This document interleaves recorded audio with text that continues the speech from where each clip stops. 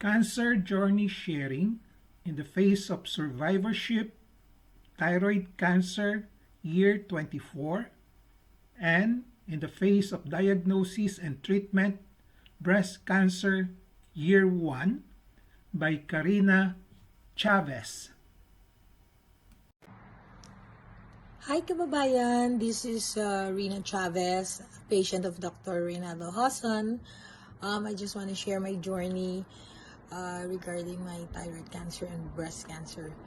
Way back October 5, 1999, I was diagnosed with papillary CA, thyroid cancer, and I was so lucky and blessed na nakilala ko si Dr. Hassan, referred by Dr. Jimmy Lagunilla, his former student and now also practicing head and neck surgeon in Cagayan.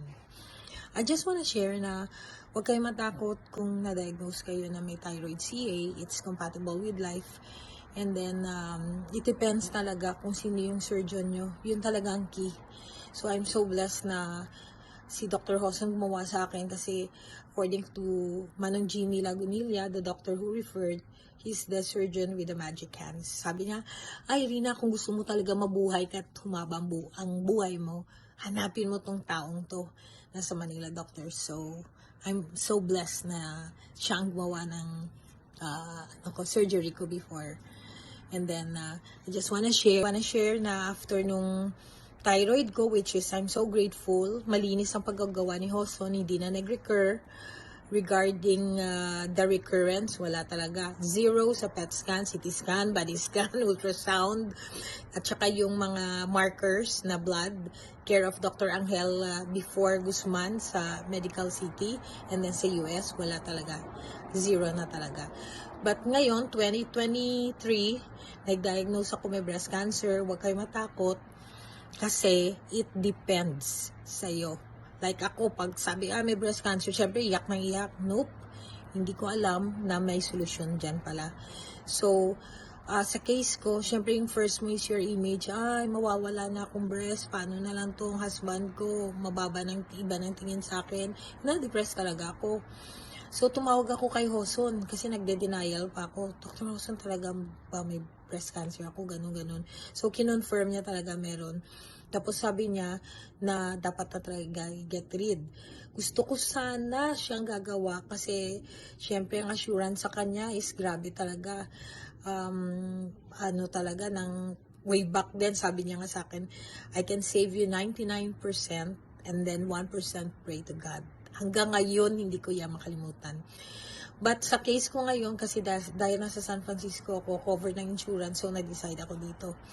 So, yung gusto ko i-share, huwag kayong matakot. Case-to-case basis. Ako, nagulat ako. Siyempre, umiyak ako sa surgeon ko dito kasi sabi ko, ay, paano yan? Wala na akong breast. Pero sabi ng surgeon ko, plastic surgeon, sabi niya, papasalamatan mo ako, Rina. After ng surgery, hindi ka naiyak.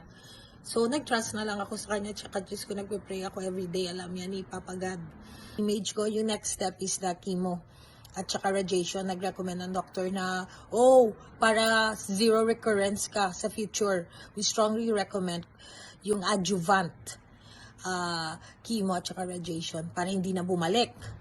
Sabi niya, huwag ka matakot kasi advanced naman ngayon at saka yung prognosis is good sa case mo. So, tumawag naman ako kay Hassan, Doc, ano ba to? Dapat may chemo ko at saka radiation ayoko kasi makakalbo ako or whatever. Sabi na ko, Rina, gawin mo na yan.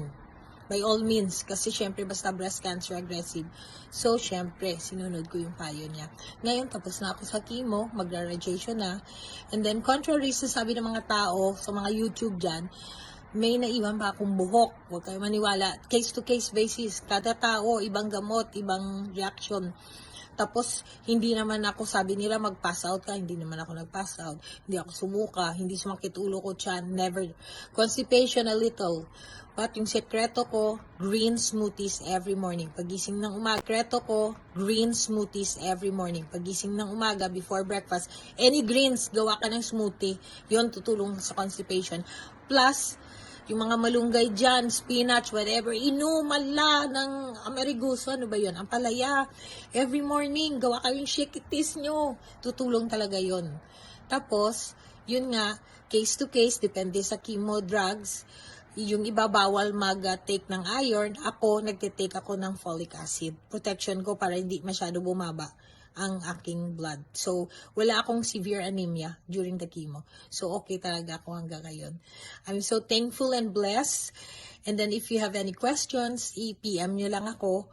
Kasi, sa totoo lang, green smoothies lang tinitake ko na organic at saka vitamin C and folic acid 5 milligrams.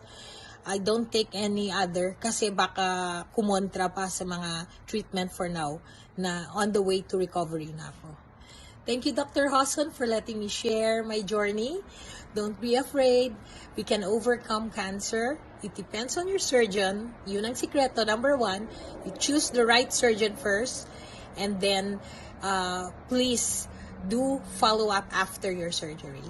Okay, goodbye. Thank you. God bless.